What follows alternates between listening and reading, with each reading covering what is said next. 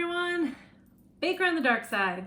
Lately it's been more on the light side because it's Christmas time. And of course I want to make cookies. Yes. And my birthday just passed, as you know. So that was fun. So I'm on to the next Christmas cookie. This one is a no-bake. Now, I like to have at least one no-bake in there. Some people use fudge. Some people make bark or Christmas crack, which I had a ton of already this year. But this one I'm doing is cookie dough truffles. And so it's very simple. It's really awesome. The kids like it. If you like, chocolate chip cookie dough, it's a hit.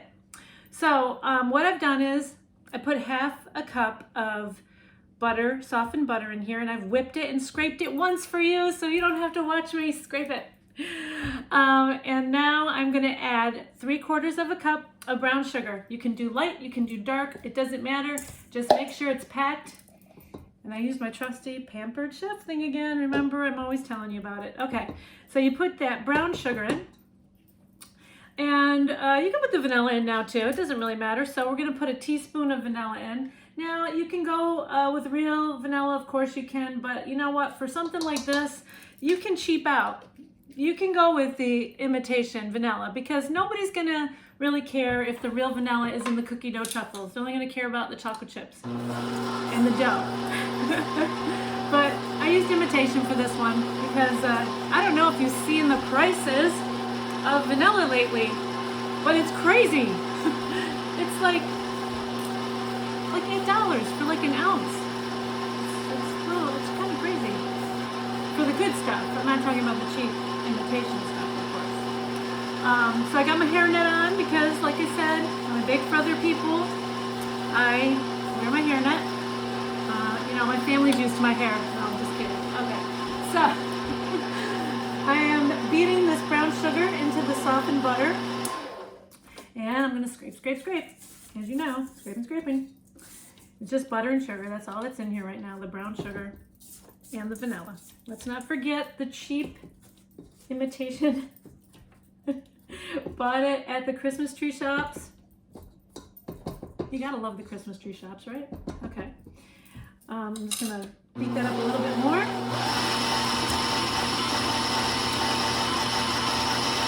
So it's a little bit fluffy.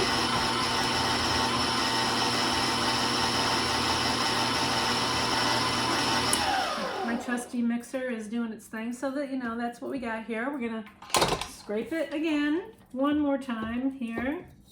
Oh, don't let me fool you. It's gonna be another time. I just don't want you to feel bad that you're gonna have to see another scraping. Okay. So I've got this pretty much mixed in pretty well. It's all brown, it's all uniform, same color. Now, next thing, to make it creamy, we are gonna put in 1 can of Eagle's brand, or any brand that you want, of sweetened condensed milk. It's 14 ounces, I believe, if I'm correct, yes. And so, not evaporated, condensed milk. You can make your own evaporated milk, but we're not doing that. We are using condensed milk, so we don't care about the evaporated milk. Not at all. Don't care. Sorry, evaporated milk. We're not interested. This is a very sticky thing. And I don't know if you knew this, fun fact about condensed milk. If you put it in like a slow cooker, like you put the can in a slow cooker, or a pressure cooker on really low, you can turn this into dulce leche, which is like a caramel. And it really does work. I've done it. You could try heating it yourself, but it really works just well. You just put the whole can in that slow cooker and let it go. It takes like 8 to 10 hours though, so if you want something right away, that's not gonna happen. But I put the sweetened condensed milk in. Now we're gonna whip that up.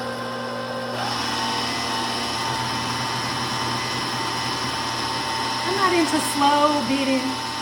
As you can tell, I don't keep it on the low very often.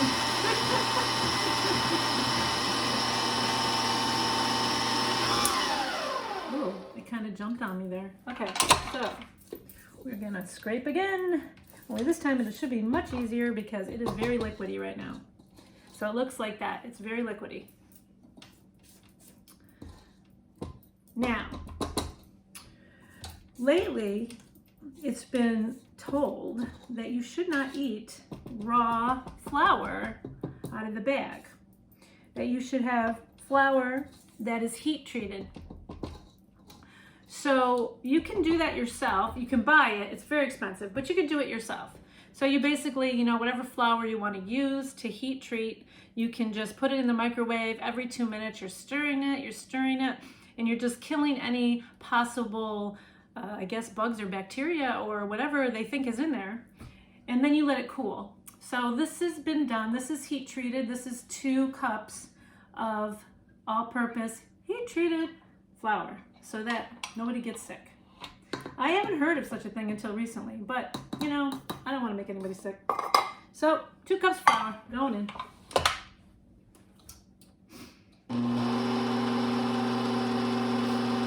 Yeah, you can look that up.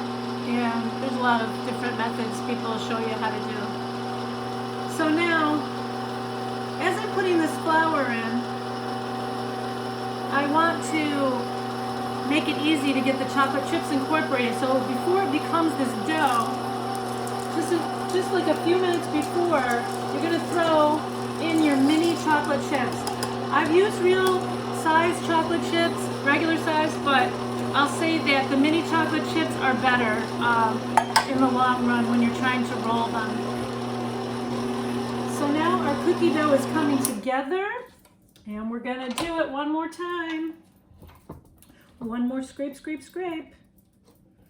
Because you don't want to have like raw sweetened condensed milk not mixed in. Probably wouldn't taste very good.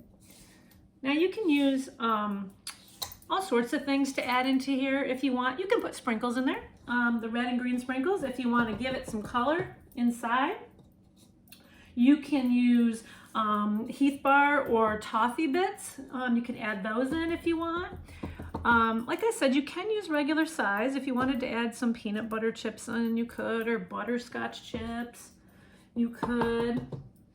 You can be as imaginative as you want. This is just the basic run-of-the-mill cookie dough recipe. Now, I will tell you that this is stiff. It is really hard. You're gonna need a good spatula. All right, I'm gonna give it one more try, one more turn. You can see how hard it had to work to move it. So your dough should be super thick. It should not be easy. It should look like cookie dough, but it's really stiff cookie dough. So I want you to see this, baby. See, look at that, look at that. Stiff. Okay, so I'm gonna scrape it off the paddle. Ooh, maybe have gravity help me a little bit there. All right. I won't make you watch me do all of the scraping. We'll put that aside for a minute. So now, what we're gonna do is, we're going to, oh my gosh, look at my new towel. Let's bake, stuff, and watch Christmas movies. Oh my God, did I tell you that I'm a Hallmark movie fanatic as well? Of course I am, come on. All right, anyway, anything to do with Christmas and Happy Land, come on. All right. All right, so here's our dough. Now, I always encourage you to find the smallest scooper that you have in the house. Oh, I almost remembered everything. I always forget one thing. Okay. So here's my little scooper. And this is to keep them all the same size. So you scoop them just like you would a cookie, and you can put them down like that. Now, you can scoop them all out first. And then when you're done scooping them, you're gonna get your trusty gloves. I do recommend that you use your trusty gloves if you have them. And then I usually just take a little bit of Pam or something like that, or oil or something, and I put it on my rubber gloves. Okay, and then I roll. And that'll keep it from sticking. And so now you've got this little ball, these little balls. So like I said, you can scoop as you go. You can scoop it all ahead of time. I usually do that. I usually scoop them all ahead of time and then I roll them. And so there's our size right there. You don't want to make them too big. If you make them too big, remember there's going to be a whole nother layer of chocolate on these. So you don't want to do that. So I can show you when they're finished, but what I do with these is I wrap them up in my garbage bag secret I told you about, put them in the freezer, and then when I'm ready, I just melt some either semi-sweet or milk chocolate, whatever chocolate you want. Maybe a little bit of coconut oil in there, something that just kind of thins it out a little bit. And then you just dunk them in there and you can decorate them with the sprinkles on the outside, whatever you want. But that's it. It's really easy. And it's just one of those things that everybody loves. It's a favorite, my kid's favorite. And I hope you give it a try. I'll put the recipe out there. Super easy. Thanks for watching. Baker on the Dark Side. Oh, I forgot to tell you one other thing. This is also a fantastic thing to use to either make a cookie dough cake. You can, make the cake and then you can put the cookie dough on the top and then you put all this chocolate on it. It's really versatile. Or brownies, if you want to do a cookie dough brownie, you bake the brownies. You put the cookie dough on top, put the chocolate on top of that. So yeah, this is a great recipe. It's a versatile recipe that's also good for things like that too. So if you want to do like some kind of cookie dough dessert, this would be really safe to use for that kind of thing. That's all. I forgot to give you that baker's tip.